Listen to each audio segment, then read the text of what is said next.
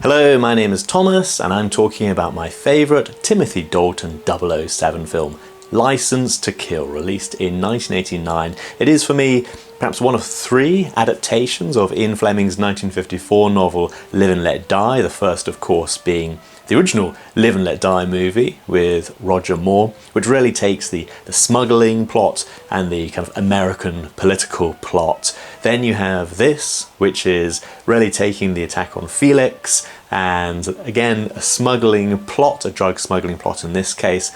And then of course the third one would be BBC Radio 4's kind of theatrical radio version of Live and Let Die, which was in 2019 starring Toby Stephens as James Bond 007. I really enjoy that version, and it takes a much closer view of the original book, stripping out some of the American political things and really focusing on the original plot, which was to do with gold smuggling. But the film, 1989, Licence to Kill, really the last of the old guard of Bond films, directed by John Glenn. This fits also quite happily in a kind of thematic trilogy on Her Majesty's Secret Service, on which John Glenn worked, in which James Bond falls in love. You Only Live Twice, which I think is thematically linked, especially in the opening scenes as Bond ponders the nature of revenge. And then this, which is a very straightforward revenge film, as James Bond's close friend Felix is attacked. In fact, the movie incarnation of Bond, James Bond, really only seems to have one friend, which is Felix Leiter. And of course here he's portrayed by Mr. Hedison, who had previously portrayed Felix Leiter in the Roger Moore outing. So again, kind of giving that link to the book Live and Let Die. It is a revenge film. It stands out from most of the other Bond films as Bond chooses to leave the service. His license gets revoked. The original title, of course, was License Revoked. And it's very, very different. Here we see Bond singularly focused on his personal vendetta. It's quite different from Timothy Dalton's previous film. Of course, he only had the chance to do two. The first one is romantically focused. It has a very good, believable romance, I feel. It also has a smorgasbord of Bond villains, a smorgasbond, if you will accept that pun yet again, whereas this one has one singular villain.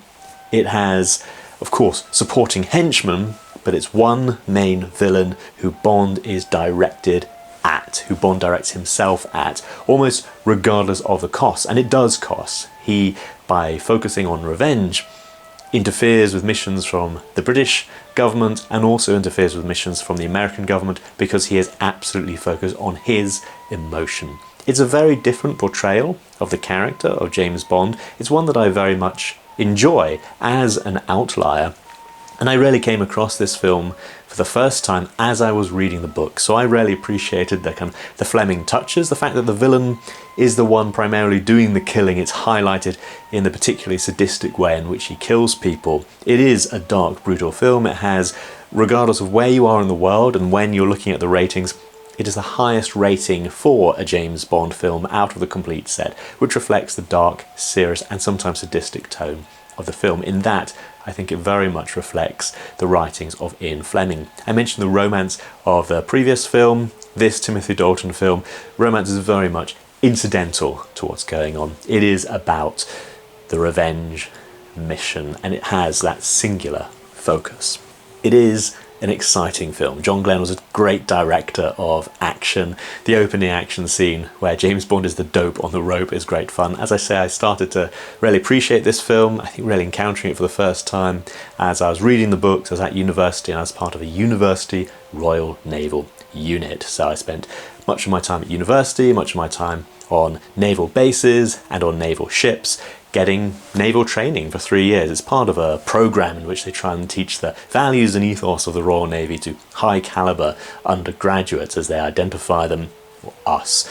And part of my training was being the dope on the rope. It doesn't require a huge amount of skill. The real skill is just to relax, be a sack of potatoes, don't move around. Of course here Timothy Dalton, or Timothy Dalton's stunt double, who doesn't get too much work.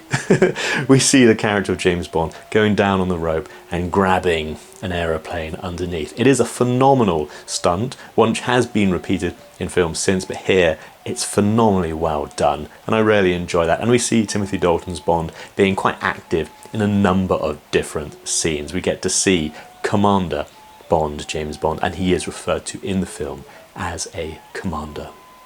It's a very neat film.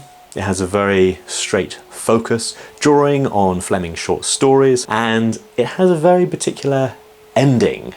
I really enjoy the ending. I feel it's very complete. It feels like the end of an era.